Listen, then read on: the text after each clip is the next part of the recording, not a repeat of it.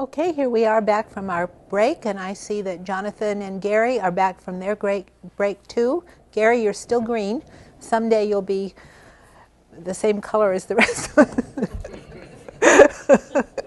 Sorry, that it's just very green. Okay. The second lecture, as I told you for tonight, I had kind of left tonight malleable because I wanted to, I wasn't sure what I wanted to do about what we talked about. I wanted to talk about the consequences of the crusade, which I talked about last time. It really had a big impact on the Muslims and on Europe. And I want to talk about partially the state of mind of the Crusaders. I want to talk about how they thought about the crusade and what they were doing as they went on crusade. And again, I've mentioned several times that my favorite crusading author is Jonathan Riley Smith, and he's written a book on the first Crusaders. It's called The First Crusaders. He's done a study of who all these Crusaders were and where they came from and how they sold their lands and what they did. It's a really interesting book if any of you are interested in going more deeply into that kind of a subject. And I wanted to talk a little bit about some of his ideas. I also wanted to talk about crusading in general and what the Crusaders were like and what they thought about and how their attitudes toward the crusade, both before and after the crusade. I also want at the end maybe to talk about, what was I going to talk about at the end? Now I can't remember.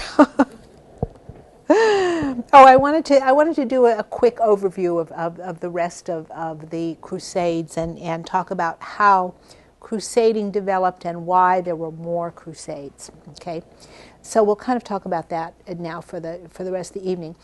As we said before, a shift in mentalité occurred somewhere around the year 1000, that we had this just enormous shift. And I talked about all the revolutions, the revolution in commerce, the revolution in agriculture, the revolution in technology.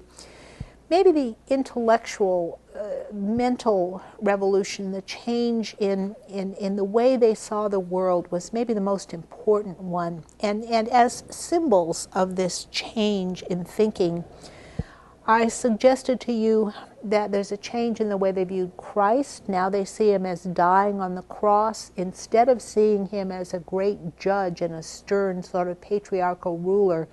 Now they see him as a very empathetic and human figure, human in his weakness, but human also, I mean, it's a kind of psychological insight into looking at him with psychological understanding and warmth rather than as a stern and judging patriarchal kind of judge and ruler. The devil is now seen as a joke instead of being seen as a powerful, real figure. And Mary is now seen as the mother of God and the merciful judge. And before this time, Mary was thought of as more like a vessel, a container for Christ. She was, I mean, not thought of as a person in her own right, but rather as you know, the vehicle by which Christ got here. And now she is seen in all the warmth and empathy of a mother, not only as a mother, but as a caregiver for children and a caregiver for Christ and a partner with Christ. And so this is a really interesting focus on the inner world, the inner self, and the interior kind of world, a psychological approach rather than looking at things only on the surface. This is one of the things that happen. But as a result of these changes in worldview, Europeans focused on how much God loved them because God made them in his own image and they were godlike and they could aspire to perfection and to be like God, and God loved them so much that he gave his only son, and so they have this immense confidence that God is on their side, that they really feel they feel so confident that they can do anything because God is there, the people of God, and God is with them. And this had nothing to do with Islam or Judaism. It had nothing to do with persecuting infidels or persecuting pagans or anything like that. I mean, it was purely internal. And wasn't directed against the outside world. And here, let's recall those pictures. Here is Christ in the earlier incarnation as the ruler of the world and the judge, and a patriarchal figure. And here he is, vulnerable and actually dying on the cross, and his humanity is stressed rather than his godlike nature. And you see his eyes closed, he's dead and suffering on the cross, or suffering and dead. This is a portrayal of a devil, and all pagan gods were thought of as devils. I mean, they thought of devils were pagan gods, and this of course is a double slam at the pagans, because not only are their gods are real, but what they are is devils. They're not real gods. And so here, this is a Roman god who is shown as real and powerful with those horns. And then here is the devil shown as a joke, that he's weak, he's powerless, he's even locked up in this kind of stockade with his neck and handcuffed. And this is one incarnation. The devil's all locked up and enclosed, and here he is as a snake, and he's captured by this angel. So the devil is utterly powerless. And here is the Virgin Mary as a partner with Christ, an equal partner, which is interesting. And a mother. She's both a mother and a partner of Christ. Is Europe a model for a conquering people? I've thought quite a bit about this and how, what is the mentality that is needed in order to go out and conquer, new lands? What kind of mentality do you need? What kind of confidence do you need? And the utter confidence in yourself and the feeling that God is on your side is one of the most powerful things that leads to the success of people who do that. It's quite interesting to compare the Crusades as going to the Holy Land and conquering in the First Crusade. Compare that to Islam in its initial conquests, and there's a very profound parallel there, because Muhammad rallied the people as God's spokesman, and God was on their side, and they conquered Arabia, and then they swept out over the entire Mediterranean world to the west and east to Persia. The supreme confidence that God is on their side, and in Islam, they were spreading the word about Allah and Muhammad is his prophet as the supreme spreading of the faith. The Crusades were different, though, because their thought was to recover the holy places and to rescue the Christians as they first went. They were, as we remember from urban speech, there was no talk of conversion. There was some talk about reunifying the Greek church with the Christian church, but that wasn't conversion exactly. I mean, it was like bringing the sheep back into the fold. And there was no real. They thought of rescuing the holy places and the Christians, but there was no thought of really converting the Muslims. That was not an emphasis. When the Crusaders set off, there were two ceremonies. One of the ceremonies was taking the cross, and they would go through a ritual where they would take their crusading vows, and then they would receive the cross, which they would then sew on their clothing or put on their clothing, and then they would receive the pilgrimage symbols of purse and staff. And that was invariably carried off. The cross was a visible symbol of the vow of commitment to the crusade, and different contingents of crusaders came to distinguish themselves by the style or color of their crosses, so that they wore it as a kind of uniform in the way that the Green Berets wear a green beret. They're wearing a certain style of cross to identify them. Here is a warrior going off to fight, a knight in his hauberk. And by the way, I don't know if I've mentioned that there was no question of wearing plate armor. The armor they wore was this chain link mail, and they did have a solid helmet, but mostly they wore this chain link mail as they went off on crusade. The Crusaders to the Holy Land wore them on their shoulders. The Crusaders against the Albigensians and the Moors in Spain wore them on their chests. And the shape of the crosses were consistent except in the Baltic, where they had a particular different shape of cross. And I'll show you one when we get to the military orders. The military orders also had their own distinctive crosses, and by and large red was the preferred color before 1188. On the Third Crusade, all of the different contingents distinguished themselves by the colors of their crosses. The Capetians, who were from the heartland of France, wore red.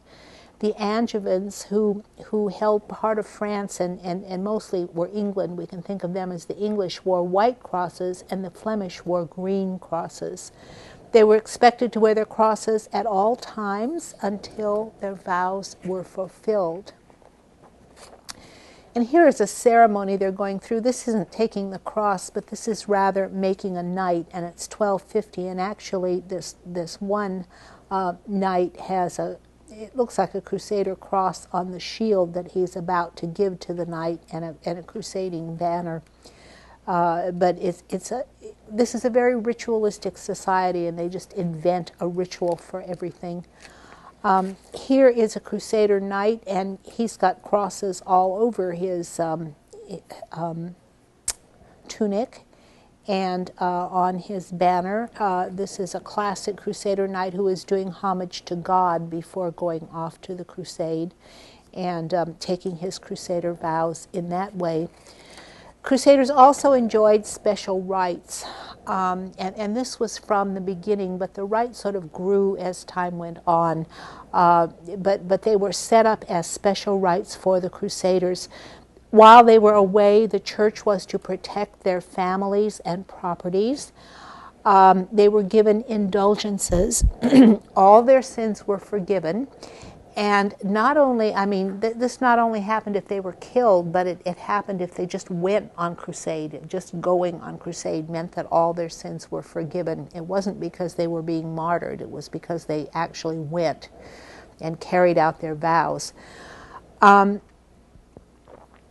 They could postpone the feudal service that they owed to their lord until they came back from crusade. They could postpone any judicial proceedings if they were claiming land at court, for example, or if they had a dispute at court, it was just put on hold until they came back. Or if they preferred, they could have a speedy settlement of their court case before departure. If they owed any money or debts, there was a moratorium. They didn't have to pay their debts until they returned. And they were exempt from all tolls and taxes. And this is very important because in Europe at the time, everything was quite localized. And so every local lord who had a road through his property or who had a river running through his property would charge a tax for people to travel on his road or on his river or to cross a bridge or anything of that sort.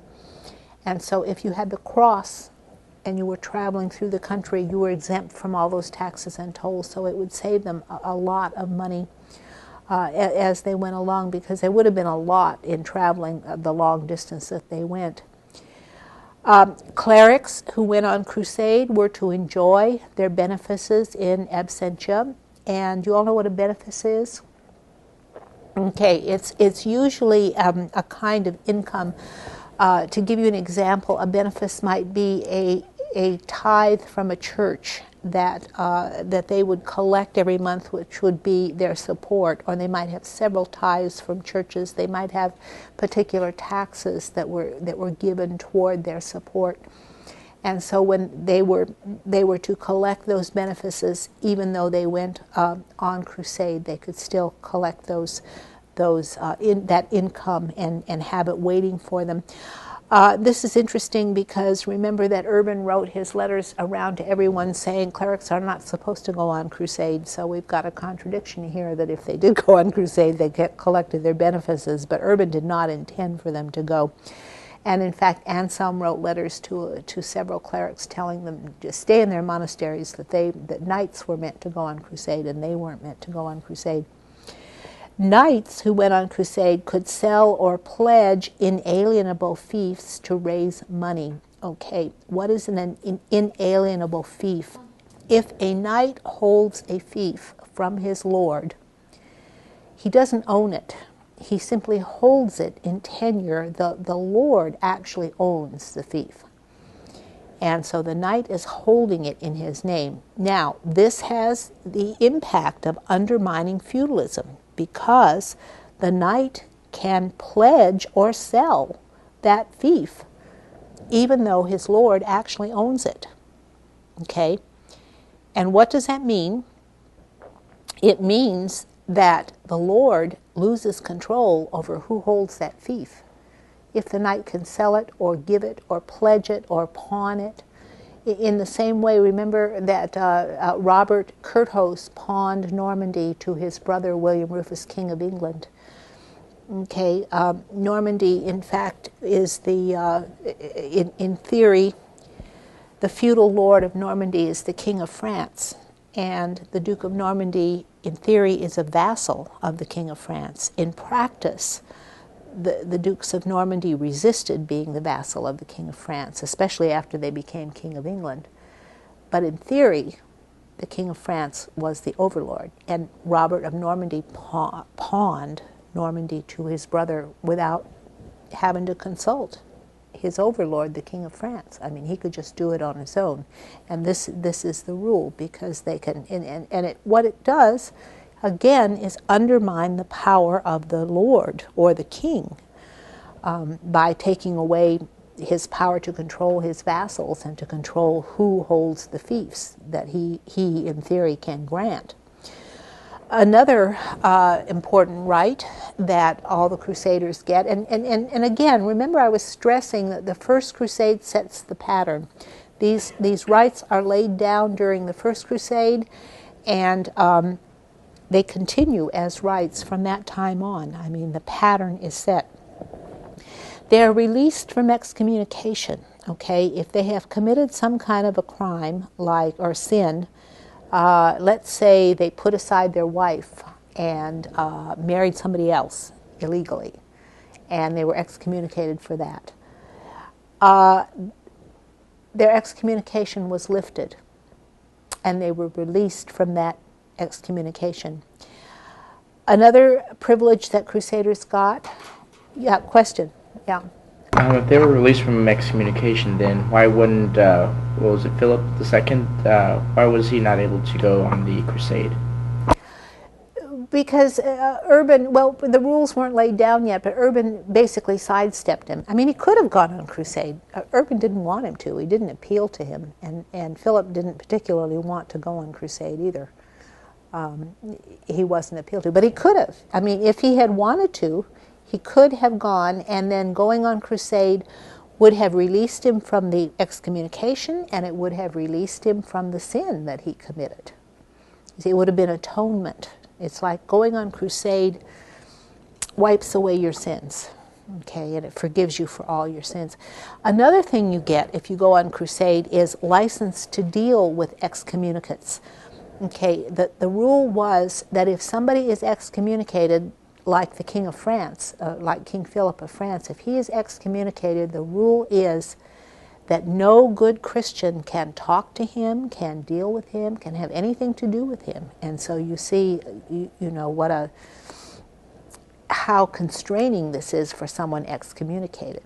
And if you wanted to deal with the King of France, if you wanted to talk to him, write to him, have business dealings with him, you had to go against the church in order to do that.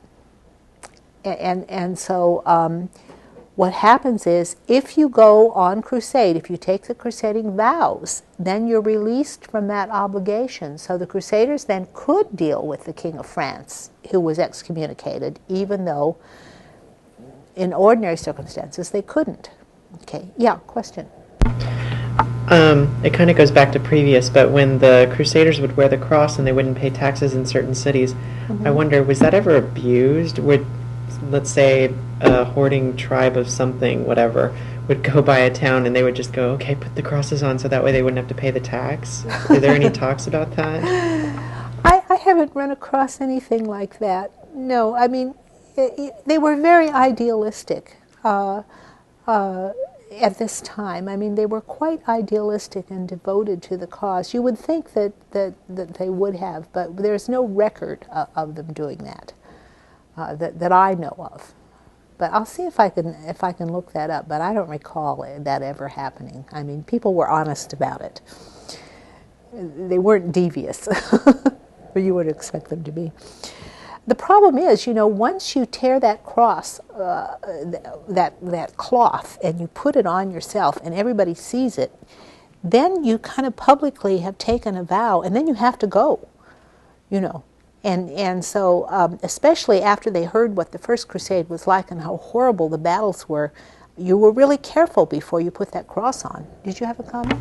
Actually, I'm a little confused. Is there a distinction between Christianity and Catholicism? At this time? At this time, Christianity was Catholicism. I mean, in Western Europe. Catholic means universal, and it's a Greek word that means the universal church. The Western Church tended to call itself the Holy Catholic Church. There are essentially two branches at this time, and that is the Catholic Church led by the Pope in Europe, and the Orthodox Church, which was led by the Greeks in Byzantium. But they considered themselves both Christians, and they saw the Greeks as deviant from the papal doctrines, but they didn't see them as pagans or non-Christians. And that's actually an interesting question, because in addition to the predominantly Orthodox group that was in the Holy Land, in Byzantium, in the Byzantine Empire, there were Armenian Christians who formed a separate church. There were Nestorians. There were Paulines. There were lots of different small branches of Christians within the Greek Orthodox world in the Holy Land, but not in Europe. In Europe, everybody was a Catholic in Europe. Does that pretty much answer your question? The Protestants aren't on the horizon even here at this point. Okay. Okay. They could deal with excommunicates if like King Philip I of France was excommunicated. Then Crusaders were able to talk to him and to communicate with him if they needed to, and they did need to because he was their overlord. And so they had to deal with him. Also, they were free from the consequences of interdict. And interdict is when it's a slightly less severe punishment than excommunication. If the Pope or a bishop or somebody who wanted to excommunicate somebody, a churchman in power wanted to punish a ruler, he could put his whole country under interdict. And that could be like the whole Kingdom of France, or maybe just the county of Champagne or the Duchy of Normandy or whatever he wanted to put under interdict. And interdict meant that no church services could be held in that area until the sin was atoned for or corrected. Okay. But the Crusaders were now free from the consequences of interdict. So that, in theory, if King Philip I had wanted to atone for his sins and had wanted to go on crusade, the excommunication would have been lifted and the interdict would have been lifted because he took the cross. Again, it's forgiving all his sins. I don't know what he would do with his wife, but At any rate, I think each individual case is different. They could also substitute the crusade vow for another unfulfilled vow. For example, if a man had made a vow to enter a monastery, and then Urban called the crusade, then he could say, okay, instead of entering a monastery, I'm going to go on crusade. So you could substitute the crusading vow for some other vow you might have made. If you made a vow, for example, to give a huge sum of money to a particular church, or if you made a vow to give lands to a monastery or to a cathedral someplace, you could go on crusade instead of doing that. Okay. They also had the right to have a personal confessor with wide powers of absolution. And this is, in fact, why so many clerics did actually go on crusade, because remember, Fulcher of Chartres was the personal confessor of Baldwin. And so that's why Baldwin took him along, because they have this right to have a priest along with, or a priest or a monk along with them, who would be their personal confessor, who could forgive all their sins, and they could confess to that priest along the way. And obviously only the richest of the nobles could afford that. The sick could pay money to fulfill a crusading vow. And there were examples of that later happening. King Henry II of England vowed to go on crusade, and then he got sick and he didn't have to go. And Frederick II later fell ill, and he was able to just pay money instead of going on crusade. So there were ways that you could fulfill your crusading vow by not, and without going on crusade. The drawbacks was that it was ideologically necessary to blame the Crusaders for every failure and not God. Okay, if God is on your side, but you lose the battle, whose fault is it? Well, it's not God's. It's your fault. If you win, it's God's fault. If you win, God made you win. But if you lose, it's your fault. It's because you were not devoted enough, you were not committed enough, you didn't do it right, and so the Crusaders are blamed for when there were failures. And so that meant, and really the First Crusade was the only successful one. The First Crusade was the only one where they actually conquered a lot of land, except for the Fourth Crusade when they conquered Constantinople, but that one went astray, and they didn't conquer the Holy Land. I mean, the point was not to conquer Constantinople, it was to conquer the Holy Land, and they failed to do that as well. And so every failure they had, they were severely criticized for in Europe. When these Crusaders came back after terrible failures in the Holy Land, and they faced torrents of abuse at home for the disasters of 1101 and afterwards. And every other crusade to the Holy Land was a disaster. But the other thing that happens is that the idea of crusading gets elaborated. And in fact, as we looked at Entirman, he suggested that you don't really have an idea of crusading until the Third Crusade. It's like after they've gone to the Holy Land 3 whole times, then they realize they've got something going here that they're going to continue doing. Okay, and at that point it gets elaborated, and Innocent III says, hey, this is a great idea to win battles for the papacy in lots of other places besides just the Holy Land. And it is Innocent III who really institutionalizes the crusade. And he says, this is a great concept, and we can send armies, armed pilgrimages against lots of other people besides just the Muslims in the Holy Land. And so he calls formal crusades against the Spanish, the Spanish Muslims. He calls formal crusades against the pagans in the Baltic in Northern Europe. Whoops. He even calls crusades against his political enemies in Italy. and he calls a crusade against heretics in southern France. And so he's the one who takes this idea of crusade and says, this is a great idea, let's apply it to all these other places. And he is the one who standardizes a lot of these practices. He looks back and he says, this is how we did it, and so this is how we're going to do it. And he kind of, puts the rules in place for this is how we're going to do it. And some historians argue that at this point, when we have Innocent regularizing everything, this is when we have a real crusade, that all of it is prologue leading up to it. I personally think that's a little bit difficult to deal with, but yeah, did you have a question? No, okay.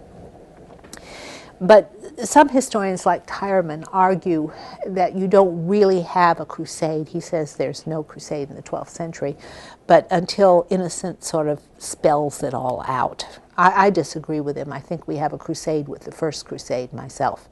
And the First Crusade paves the way, and the others, I think this is what Jonathan Rowley Smith actually argues, that you do have a First Crusade, it sets a pattern, and the others follow sort of naturally in the development of this great idea that is very useful, and they eventually standardize everything and follow it as a pattern.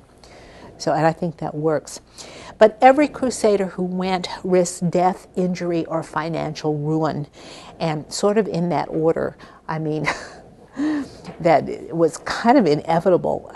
So many of the crusaders died on the First Crusade, but lots of them died on the other crusades, not just from battles, but from disease, from shipwreck, from drowning. I mean, just the danger was really, really dire, and it was very,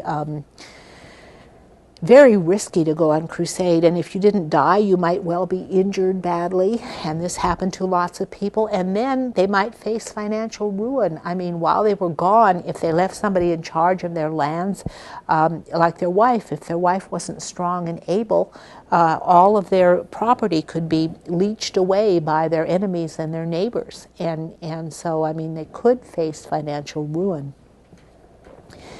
And so when they went on crusade, they were very wary and they were very scared as they went out. Apprehension shrouded the charters issued before departure like a cloud. I mean, they tried to put everything in writing, and this so that they would have records, so that when they got back, that they'd have some legal grounds to claim their lands when they got back. Against people who were waiting, laying in wait, to get everything away from their families while they were gone. And this also had a lot to do with the rise of written records at this time. And so I've mentioned all these other revolutions that were going on. There's one more revolution I need to mention that's going on, and that is what Tom Clancy has called from memory to written records.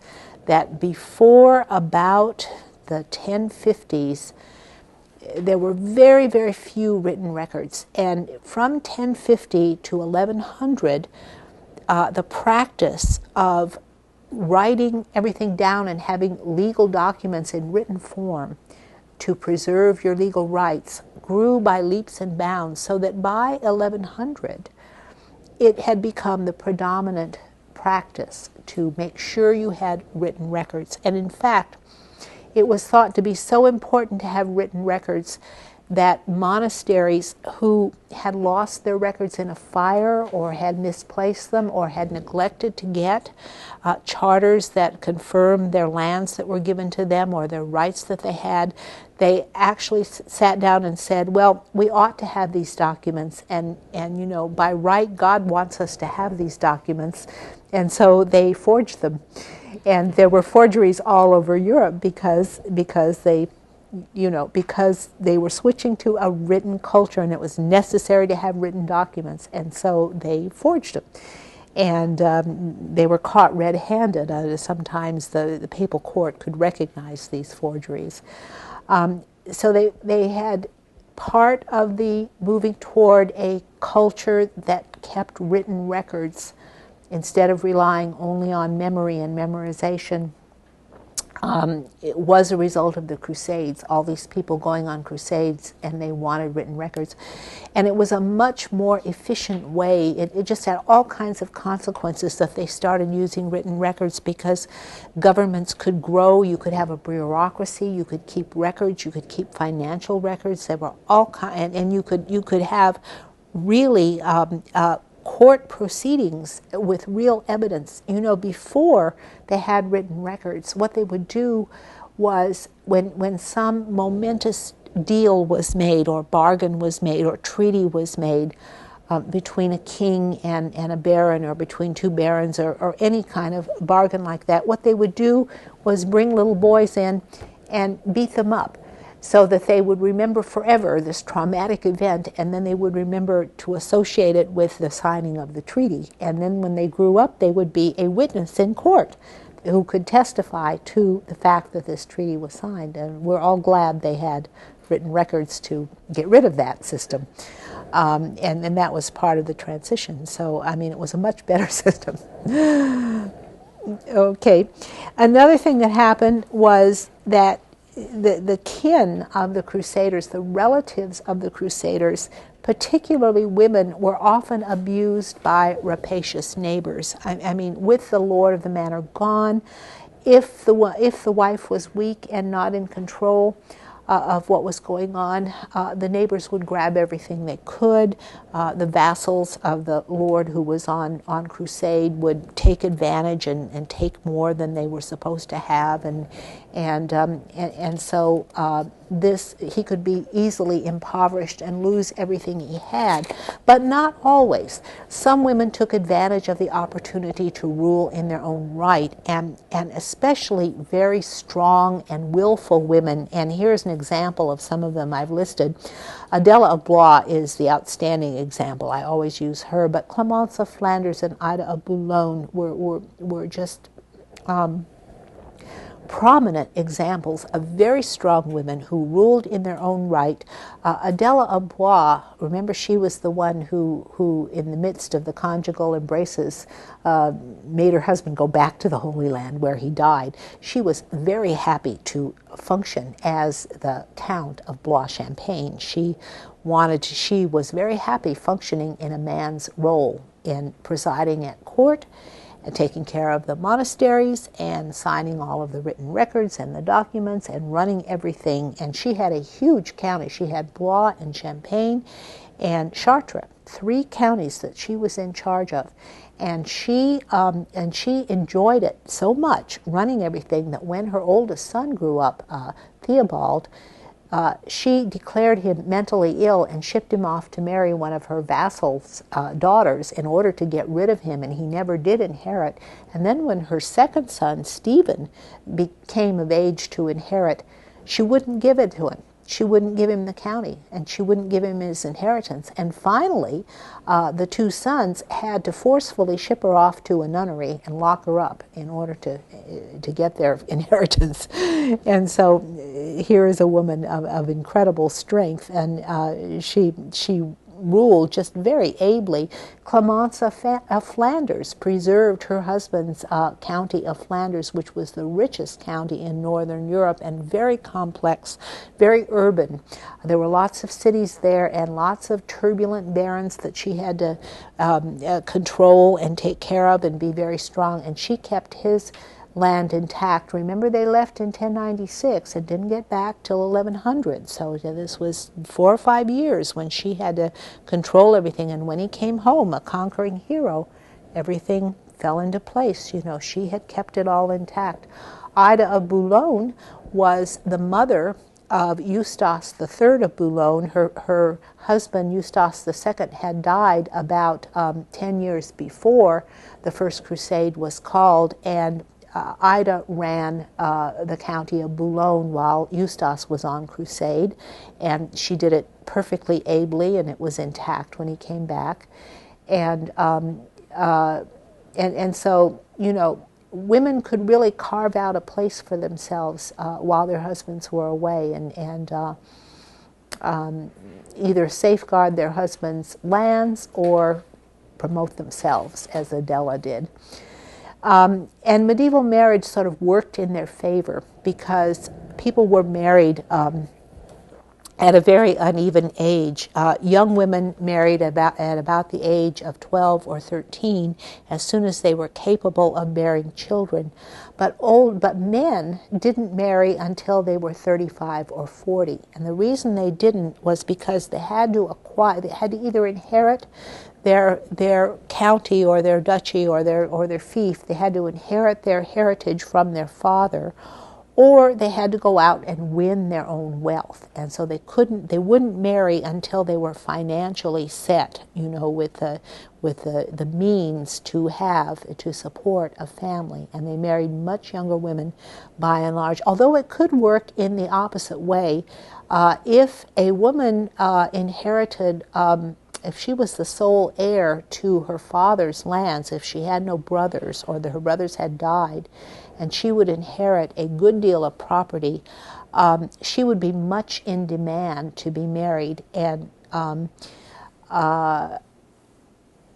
she could marry young, or if she was a widow and had lots of property, she was in much demand. And sometimes older widows would marry much younger men. This happened in the case, for example, of the Empress Matilda of England, whose first husband, the Emperor Henry IV of Germany, died while she was quite young. She married him when she was about 14. And then her husband died, and she was I think she was in her 30s when she came home to England from Germany. Her father wanted her to remarry, and she married the Count of Anjou, who was 17 years old. The same thing happened with Matilda of Tuscany. After her husband, Godfrey the Hunchback of Count of Lorraine, died, in order to help the papacy, she then married Welf V of Count of Bavaria. He was the son of the Count of Bavaria. She was about 40 at that time, and he was 17. It was a marriage of sheer convenience. And so marriages were political alliances. They were not love matches. But in the normal pattern of events, when a man of 35 or 40 would marry a girl of 12 or 13, which was the normal pattern, actually, a person could live a long time. We read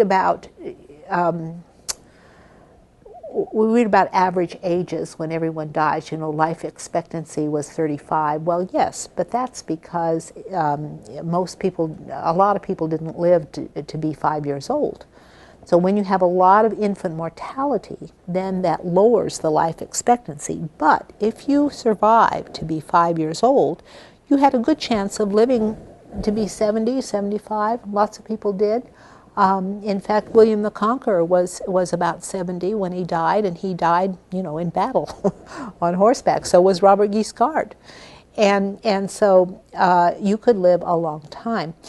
Nevertheless, when these much older men did eventually die, their wives were still quite young, and usually in the prime of life. And maybe the wives would be 35 or 40 when their husbands died. And they were powerful women. They were left as widows. And in England, at least, and in Normandy, they had the choice of remaining single or remarrying. They could buy from the king the right to remain single. They could buy from the king the right to choose their own husband. And so they had a lot of power. These are very strong women, and a lot of them did very well by their husbands while their husbands were away on crusade. And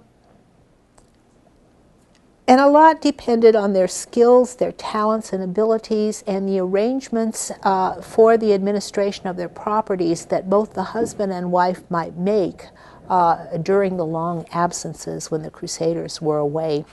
And we actually have some records of these arrangements that were made. There are quite a lot of records in the charters for the disposition of lands. In Anselm's letters, there's an example of the arrangements that were made for his sister Ricasa. Ricasa was married to Burgundius. They were both from Italy, and Anselm wrote to Burgundius. Burgundius wrote a letter to him and asked him, "What should I do when I go on crusade? I'm going on a pilgrimage to the Holy Land." And Anselm said, well, make a will as if you were dying and make sure that your family is provided for. All their children had already died, but he instructed, except one son. And so the one son, who was also named Anselm, came to England and to Canterbury to study at the school at Canterbury with his uncle, with Anselm. And Burgundius made a will to dispose of all his property, and he actually died on the First Crusade, and so Ricasa then was left a widow at that time, and Anselm took care of her. Members of families or neighbors or vassals were left in charge, and of course you had to find somebody really trustworthy to leave your property to, because, you know, people were so rapacious.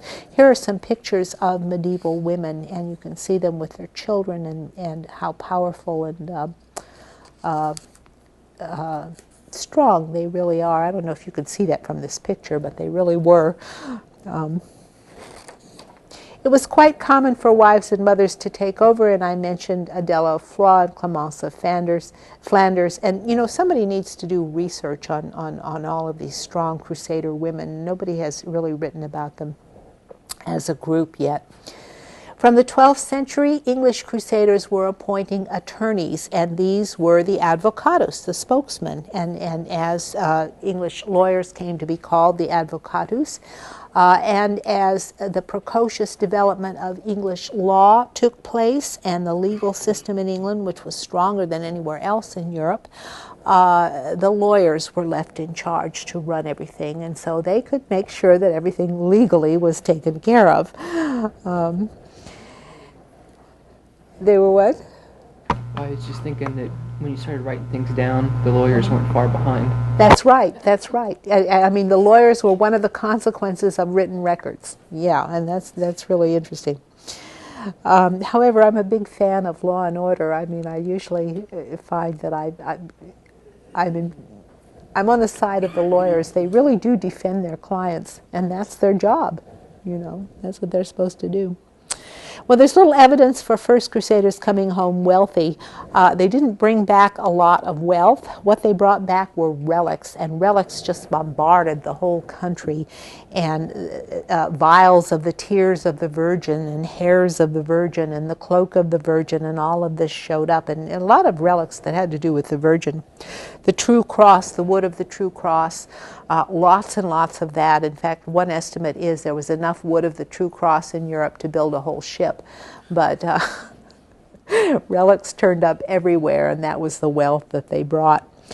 On the other hand, survivors and their families had pledges to redeem and debts to repay. Some resorted to new taxes and shady deals, and so they took their role as the local tax collector very seriously, and that's how they recouped their wealth when they came back. But crusading was so unpleasant and dangerous and expensive that the more one considers crusaders, the more astonishing their motivation becomes. And you know, when we know what happened on the First Crusade and we read the chronicles about how horribly they suffered and all the terrible things they came through, why do you think anybody would want to go on crusade? I mean, it sounds really terrible. And there were all these eyewitness accounts. I mean, you read them. What do you think would be the impact of the true story of the Holy Land when these chroniclers came back? And they wrote most of their stories, you know, immediately after the First Crusade. How do you think people would react to these stories? Fulcher of Chartres. What do you think? You have a dual sense of both, you know, of thrilling moments of thrilling adventure, marked with greater periods of absolute horror of what they're having to go through. Yeah, and people like Stephen of Blois, he wrote a lot of letters home, by the way, which are still preserved about his experiences. And I mean, you'd have terrible fear about the danger of going to the Holy Land. But again, I think you're right, the swashbuckling adventure of being a hero and going and actually winning the battles would be very exciting. And the heroes were really celebrated. As I said, Robert II of Flanders was always called Robert of Jerusalem because he had gone on crusade, and so he got that nickname. And this song of Antioch was sung about him all over Europe, and to have a song or a play written about you, everybody was singing. I mean, what an honor! And Bohemond, when he after he had conquered Antioch, he went on a triumphant tour of Europe and toured all over Northern Europe, and actually was welcomed as a hero everywhere. Actually, it was a fundraising tour. He was trying to raise money. He brought relics as presents to everyone, but he was trying to raise money to come back to the Holy Land to defend Antioch. But the King of France welcomed him and engaged his daughter to him, and he actually married the daughter of the King of France. And I mean, he had no inheritance of his own from Italy at all. He was purely as a war hero. And in fact, Adela of Blois was so impressed with him that she, through the wedding ceremony, she paid for the whole wedding for him, and she had it at Chartres, at her main city. And so Bohemond had this triumphal tour. It's quite interesting that he didn't go home to Italy, where he was from. He went to France, and that's where he had the triumphal tour. And Adela treated him like a relative, and she paid for the great wedding ceremony. Yeah, question? There would also be the religious aspects, the absolution of sin. That would be a big motivation. Yes, and Bohemond was not a very innocent person, as we recall from the Chronicle. Here are some pilgrims going off on a pilgrimage. Thus, crusading was a startling development. And what was the explanation for it? Making a pilgrimage is a penitential devotional act requiring a frame of mind which is traditionally at the opposite end of the spectrum from that of a warrior. I mean, there's this intense contradiction that you have a pilgrim as a penitential going to the Holy Land and being a warrior at the same time. The Crusades, on the other hand, intended war to be an integral part of their penitential exercise. So there's this just inherent contradiction, a paradox. Crusading was as much a devotional as a military activity. And here are some knights doing penance at a shrine as they're getting ready to go off and fight for the Holy Land. The notion that making war could be penitential seems to have evolved in the 1070s and 1080s, as we saw out of a dialogue between Pope Gregory VII and a circle of Reformed theorists which had gathered around Matilda of Tuscany. And I brought this picture of Matilda of Tuscany to show you. Here she is, right here. And she was the main supporter, as you recall, of the papal candidates in the Reformed papacy. And here is the Marchesa Theobald and the Bishop Theobald, and Boniface was her father, and this is Conrad, who was the Holy Roman Emperor. And so here she is in the company of all these powerful men, and she was their equal in every way. And I mentioned to you that she married Welf V, Count of Bavaria, purely as a political marriage to promote the Reformed Church and bring an ally to the papacy, but she never consummated the marriage, and in fact she dumped Welf pretty quickly, and he complained about her. Okay, Guibert of Nogent's famous statement sort of bears this out. And this is how Guibert states it. And this is the new book by Guibert of Nogent. It's not a new book, but it's a new translation of Guibert of Nogent's history of the First Crusade that is just recently out. And so I spent a lot of time with this because it's a fascinating book. It's really good. Anyway, here's what Guibert says. God has instituted in our time holy wars so that the order of knights and the crowd running in its wake might find a new way of gaining salvation. And so they are not forced to abandon secular affairs completely by choosing the monastic life or any religious profession as used to be the custom, but can attain in some measure God's grace while pursuing their own careers with the liberty and in the dress to which they are accustomed, the sanctifying of the knightly profession. And this is the statement that is given as proof that this is what happened. Guibert's history is newly translated and available in print now. And what is the title? Gesta Dei per Francos. The famous eyewitness account by Fulcher of Chartres is titled Gesta Francorum. Okay, we don't have any Latin scholars here. What does Gesta Francorum mean? Does anybody remember? What's it called? Fulcher's title works of the Franks. The deeds of the Franks. Gesta means deeds. The deeds of the Franks. Okay. Any Latin scholars? Gesta Dei per Francos. Anybody know what that means? Anybody know Spanish or yeah? Okay. The godly deeds of the Franks. Okay. The deeds. Gesta means deeds of God through the Franks. It turns it, 90 degrees around, or 180 degrees around. The crusade is not the deeds of the Franks. The Franks aren't the heroes. God is the hero. It's the deeds of God, which he did through the Franks. Okay, so this is a really important new interpretation of events. There was a burst of historical writing after the First Crusade, and we have no less than three eyewitness accounts. Fulcher of Chartres, another account by an anonymous soldier in Bohemond's army, and a third by Raymond of Aguilar's. All these eyewitness accounts written right after the First Crusade. Now, when they go home, other people start rewriting them to provide more accurate, more thorough, and more interpretive accounts. The eyewitness accounts are kind of simple, observations of what happens, and they also don't know everything that's going on in every different place.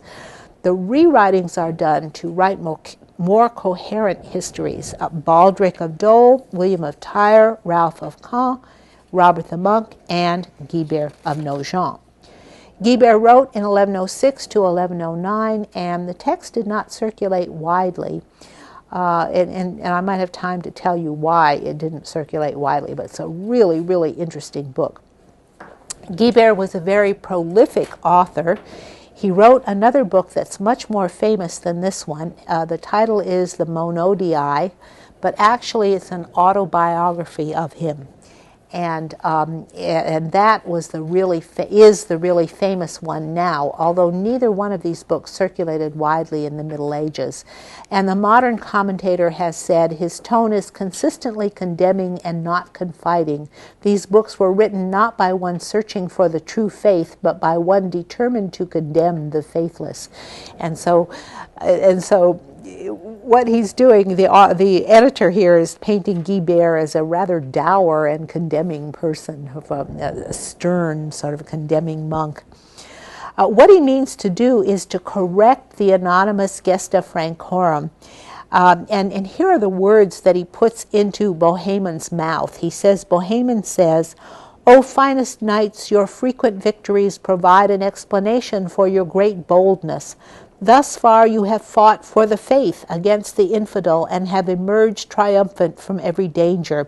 Having already felt the abundant evidence of Christ's strength should give you pleasure and should convince you beyond all doubt that in the most severe battles it is not you but Christ who has fought. And this is the theme of his book. It's not the Franks who did these deeds but Christ. And here I have some pictures. This is an 11th century manuscript. And this is a 12th century manuscript, so you can sort of see what his manuscript would have looked like, what it would be like. All written by hand, of course. In fact, this statement echoes his teacher, Anselm of Canterbury. This is the same Anselm who was sent into exile by William Rufus, you remember. And Anselm wrote to King Henry I of England after the Battle of Tanchebray in 1106, praising Henry for attributing his victory not to himself but to God. Okay, so we see the sort of continuity there between the teacher and the student. Guibert's book is self-consciously elaborate and the style is very difficult. Perhaps that's why it has not been translated until now. And as I was reading through it, it is a really difficult book, even in English. I mean, he is deliberately pretentious and uses very pretentious and very elaborate language. I mean, it's almost like, why is he doing this? And that may be one reason why it didn't circulate very widely. But he improves on the Gesta Francorum with psychological insight. And let me read you an example of the kind of psychological insight he's applying here. Fulcher of Chartres, when he talks about the Crusaders' arrival at Jerusalem, says it with only one sentence. This is the only thing Fulcher of Chartres says. We, however, joyful and exultant, came to the city of Jerusalem. Okay, that's all Fulcher says. Now, Guibert composes a veritable cadenza on the arrival. Look how Guibert expands that. Finally, they reached the place which had provoked so many hardship for them, which had brought upon them so much thirst and hunger for such a long time, which had stripped them, kept them sleepless, cold, and ceaselessly frightened, the most intensely pleasurable place, which had been the goal of the wretchedness they had undergone, and which had lured them to seek death and wounds. To this place, I say, desired by so many thousands of thousands, which they had greeted with such sadness and in jubilation, they finally came to Jerusalem. And so, I mean, he really puts it in context, doesn't he? About, they suffered so badly and they sought it so desperately, and he really catches that, what they really had. And so he has this psychological insight.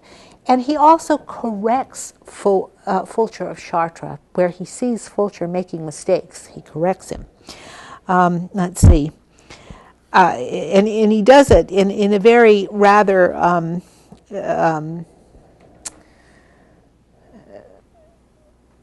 don't know what you want to say, a stern or even insulting way. When he talks about Fulcher of Chartres, he says, since this same man produces swollen 1.5 words, pours forth the blaring colors of vapid rhetorical schemes, I prefer to snatch the bare limbs of the deeds themselves with whatever sackcloth of eloquence I have, rather than cover them with learned weavings. So he's sort of heaping contempt on Fulcher. I'm sorry, the Gesta Francorum is the anonymous one. Fulcher of Chartres is the Historia Jerusalemitana. I gave you the wrong title a minute ago. But anyway, both of these works are the ones he's correcting. He's correcting the Gesta and he's correcting Fulcher of Chartres' Historia. Guibert claims that if we look carefully at the wars of the pagans, the Romans and the Greeks, and the kingdoms they traveled through by great military effort, we shall conclude that none of their strength, their armies, by the grace of God, is comparable to ours. Okay, he's a student of history, and he has studied all the history of the Greeks and the Romans, and he has concluded that the deeds of the Crusaders are much more prominent and much more important and much better than the deeds of the Greeks and the Romans. Okay, this is an interesting turn of events, isn't it? I mean, seeing the Crusaders as better than their predecessors, the Greeks and the Romans. He also relentlessly insists that the Crusaders outdid the ancient Jews. In the last book, he attempts to strip them of every accomplishment. And what he does is sort of makes light of the Jews, and what he says is that the Jews sort of stumbled into everything, but our Crusaders did this deliberately and with God's help. Okay. He also, let's see if I underlined that. Okay, here's the Jewish passage where he strips the Jews of their accomplishments. The Lord saves the tents of Judah in the beginning of the Bible, since he, after having accomplished miracles for our fathers, also granted glory to our own times, so that modern men seem to have undergone pain and suffering greater than that of the Jews of old, who, in the company of their wives and sons, and with full bellies, were led by angels who made themselves invisible to them. Okay, this is a rather convoluted thing, but he's saying that the deeds of the Crusaders were greater than the deeds of the Jews, and so this is a whole new aspect that nobody has done before. Nobody else has dared to say that. He's very opinionated. He maligns the poor as comical, ignorant, foolish, and even dangerous. And I think I have time to read this one passage to you. There you would have seen remarkable, even comical things, poor men, their cattle pulling a two-wheeled cart, armed as though they were horses, carrying their few possessions together with their small children in the wagon. The small children, whenever they came upon a castle or town on the way, asked whether this was Jerusalem they were seeking. And so, I mean, he really makes fun of the poor who never should have gone on crusade in the first place. But he extols the nobles and the Franks, and his great heroes are the noble class, who are the leaders of the crusade, and the Franks above all else. And he maligns the Germans and the Flemings and the Italians. It's the Franks he sees as the great heroes. He even goes so far as to misrepresent Bohemond as a Frank rather than as an Italian, because, he argues, Bohemond originally was a Norman, and his family came from Normandy, and therefore he's a Frank, because the Normans are Franks. Okay, so he's willing to twist the facts to fit his theories. The literal level of events was a less urgent concern than the significance of events, is a comment that his editor makes, that, you know, he does argue. Remember, he's not an eyewitness, and everybody is valuing the eyewitness accounts, but he goes so far as to make an argument that a person who hears all the stories and is able to put them together in a more coherent and rational and logical way can write a better account than an eyewitness who can't witness everything that's going on and only has his own one point of view instead of lots of point of views to put together and piece together a real history. And so he's writing like a real historian, isn't he? He's writing in the way that historians, in a very modern way that historians write. He also, now this is something I need to work on, because I'm working on Anselm's students, and a lot of them wrote history and how they wrote history. Anselm actually taught his students, and this is in Guibert of Nogent's autobiography, he taught his students to write on 4 different levels, that every text must be written so that 4 different levels come through. The levels are the literal, which is events as they actually happen, and then the allegorical. Okay, every set of events you can construct an allegory for that represents something else. On the moral level, every set of events will then explain a moral outcome. There's a moral to the story. And the anagogical level. And the anagogical level is like a spiritual allegory that represents a great truth that God teaches through this set of events. Okay. Now think in your writing, it's hard enough to do your writing and have a thesis statement and logically prove your thesis. Think of having to prove 4 at the same time with the same materials. That he's got 4 theses running through the whole things. They're on different levels, and he's proving them all. This is a very sophisticated way of writing. And Guibert, actually, I've spent a lot of time with his autobiography, and he really writes that way in the autobiography. And I haven't had enough time with this one to see if he's doing it here too, but his editor thinks he's writing on more than one level. So radical was the notion of a devotional war that is surprising that there seem to have been no protests from senior churchmen.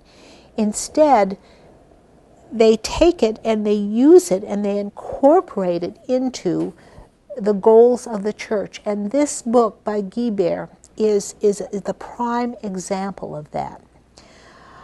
Eyewitness reporters of the crusade came to use of it phrases which until then had been usually applied only to the monastic profession. So as you read through all the eyewitness reports, you see the reporters talking about the knighthood of Christ, the way of the cross, the heavenly Jerusalem, and spiritual warfare.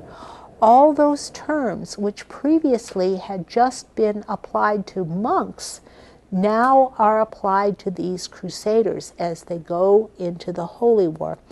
And Guibert takes these tendencies of the eyewitness accounts of Fulcher and the Anonymous and the other eyewitness account, and he molds them into a formal presentation of that kind of a theory, of presenting the knights as taking on the new vocation of a kind of monastic vocation as a secular knight who fights for Christ. In the preaching of war as devotion in 1096 and in the response of so many, Western Europe took an unexpected turning, and crusaders took a step into the dark. It was like sort of plunging into a new world to go on crusade.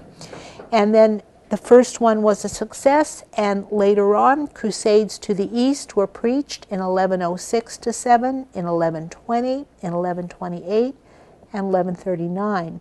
Crusades to Spain were preached in 1114, 1118, and 1122. Regular and consistent responses were found only in Flanders and the area of Poitou through Anjou to the Chartrain, southern Normandy, and the Ile-de-France. And let me sort of show you on the map. The responses were in the area of Flanders, this is Poitou, this area here, northern France, and Normandy. This is the center of crusading areas here. It's spottier in this area and this area and in Germany, but this is the area where most of the crusaders consistently came from. Other areas, the Limousin, Champagne, Provence, did not respond again until the Second Crusade in 1146. A similar picture is to be found in the pattern of families. The zeal of 1096 was only regenerated in 1146. To many families of the early 12th century, the First Crusade had seemed a once-and-for-all effort. They thought, there was only going to be one armed pilgrimage to the Holy Land. The history of crusading as an established institution only begins with the Third Crusade in 1189-92. Okay, then it was with the Third Crusade that people realized that this was going to be an ongoing thing, that there were going to be lots of expeditions against infidels and pagans of all different kinds, even against papal opponents, even against political rivals of the papacy. Indulgence, which people seem to make such a big deal of, really only came into its own in the 13th century. Thus it was not really important in the early Crusades. Charters of endowment issued tend to be expressed in terms of penitence and humility. It was not that they wanted their sins taken away, it was that they wanted to be penitent for their sins and to be humble. Preparations for a crusade were always shrouded in an atmosphere of penitence. In the Second Crusade, Louis VII of France did penance for burning a church. Conrad III of Germany was subject to divine judgment. Philip of Gloucester went after an illness which he saw as punishment for his sins. Humbert of Beaujeu went after visions that told him to reform. Penitential language reached a peak in the shock of the loss of Jerusalem to Saladin in 1187, and that's the point where the Third Crusade was called. All of the first three Crusades, the First Crusade, the Second Crusade, and the Third Crusade, were responses to losses in the Holy Land. The loss of Jerusalem meant the calling of the Third Crusade. The Third Crusade was proclaimed to amend our sins, to turn to God with penance. They thought that God had made Jerusalem fall because of the sins of the Crusaders. And going on crusade was an opportunity to repentance and for doing good. By the time of St. Louis' Crusades, however, pomp and noble show was overriding penance. And from the time of the Fourth Crusade, crusading was a chivalrous adventure. And here is St. Louis setting out in great pomp and ceremony on his crusade, which is really after the Fifth Crusade. At this time, too, crusading became a normal feature of the European scene, and now it was colored with secular ideals. It was already described in precociously chivalric terms in the 1120s. Charles the Good of Flanders was portrayed as prowess. Godfrey of Bouillon became a legend and a folk hero. In the earliest crusades, family ties were stressed more than lordship. For example, William Tetardi of Burgundy had 3 of 5 sons as crusaders. Godfrey, Eustace, and Baldwin, all brothers of Boulogne, went together. Pope Calixtus II preached a crusade in 1120, and 3 of his daughters were married to crusaders, and 1 daughter was the mother of a crusader. So family ties were stressed in the early crusades. Yeah. How did the Pope have children? I thought there was a ban against clerical marriage. That's a good point. I'll have to look that up. Okay. The reasons it was tied to families was there were family traditions of pilgrimage, and Christ was described as a father who had lost his patrimony, calling on his sons to restore it. But by the 13th century, the chief motivating force was lordship, and Christ was now described as a lord or king, demanding service from his subjects. The image of Christ as Lord was dominant by 1200. The popularity of crusading expanded quickly into other theaters, and so now no longer was it confined to the Holy Land, but any enemies of Christendom could be attacked. And by the 14th century, service of God through demonstration of prowess eclipses the idea of penance. In the 13th century, crusading became institutionalized and a conventional option for knights, and more secular ideas of chivalry eclipsed the concept of war as a penance and a devotion, and this led to the conquests of Cortes and Pizarro in the New World, which were also crusades. Okay, next week we'll look at the Crusader states.